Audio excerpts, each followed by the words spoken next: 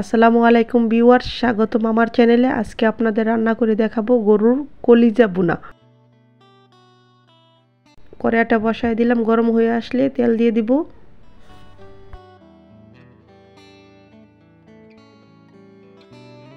তেলটা গরম হয়ে আসলে কাঁচা জিরে দিয়ে দিলাম, দারচিনি, এলাচ, লবঙ্গ, তেজপাতা, পেঁয়াজ কুচি,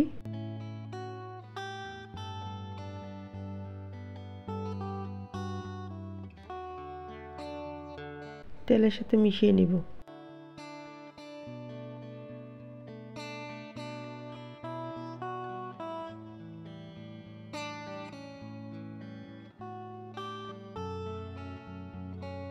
জিরা বাটা 1 টেবিল চামচ, রসুন বাটা 1 টেবিল চামচ, আদা বাটা 1 টেবিল চামচ, 1 টেবিল চামচ হলুদ গুঁড়ো, ধনিয়ার গুঁড়া, মরিচের গুঁড়া 1 টেবিল চামচ, স্বাদ মতো লবণ দিয়ে দিবেন।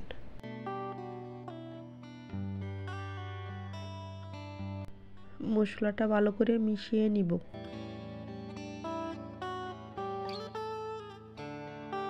মশলাটা কষানোর জন্য একটু পানি দিয়ে দিলাম। মশলাটা যত ভালো করে কষাবেন তরকারির টেস্টটা তত ভালো আসবে। দেখতে পাচ্ছেন আমার মশলা কষানো হয়ে গেল। আমি কলিজাটা আগে ধুয়ে সুন্দর করে পরিষ্কার করে রেখেছি। কলিজাটা কষানো, মশলা কষানোর মাঝে দিয়ে দিলাম।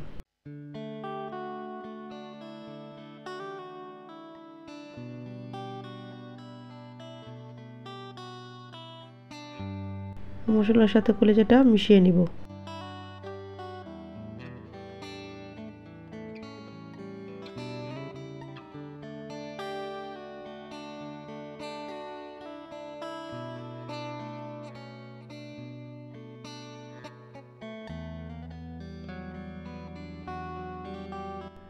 কলিজাটা কষানোর জন্য 5 মিনিট ঢেকে দিলাম। দেখতে পাচ্ছেন আমার কলিজাটা কষানো হয়ে গেছে।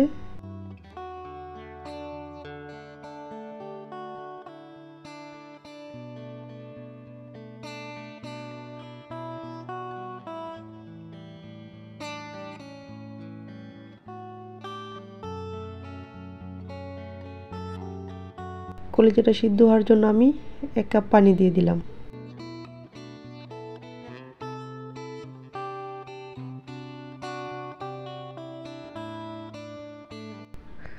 ভালো করে নেড়ে ঢাকনা দিয়ে 10 মিনিট ঢেকে দিব যে সিদ্ধ হওয়ার জন্য। মাঝে মাঝে 5 মিনিট পরে ভালো করে নেড়ে দিব আবার।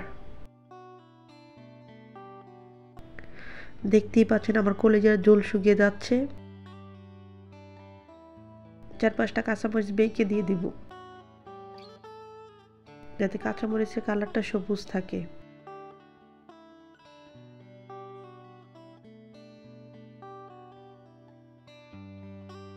কাঁচামরিচটা ভালো করে মিশিয়ে নিব।